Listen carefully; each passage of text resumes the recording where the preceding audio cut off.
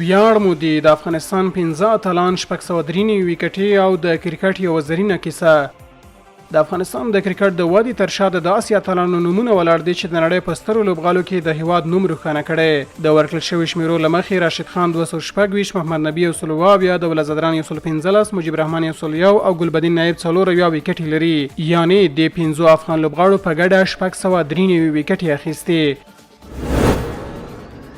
په دې لړ کې راشد خان تر ټولو اغیزناک بلل کېږي چې د 226 ویکټو له شمیرو سره د نورو په پرتله څرګند مخکښ دی.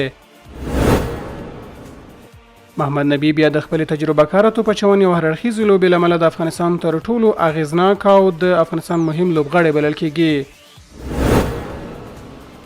ابراهیم زدران د چټکې توپ اچونې په وسیله د افغانستان د لومړنیو نړیوالو بریاو مهمه برخه وه. مجيب رحمان له ځوانۍ د خپل رازناک سپین توپ اچونې په مټ نړیوال پام ځان ته واړاوه او ګلبدین نایب د خپلې جنګي روحیې او مهمو ویکټو له امله د افغان لوبډلې اغیزناکه لوبغاړی پاتې شوی. دا یوازې شمیرې نه دي بلکې دا د افغانستان د کرکټ د سفر هغه کیسه ده چې له سختیو څخه تر نړیوالو ډګرونو پورې د افغان لوبغاړو د مبارزې وړتیا او ویاړ څرګندونه کوي. په نړیوال کرکټ کې له دې 15 لوبغاړو درته د کوم یو لوبغاړي کومه یو لوبه ډیره جالب او حساسه وه په کمنټ کې راسره شریک کړئ.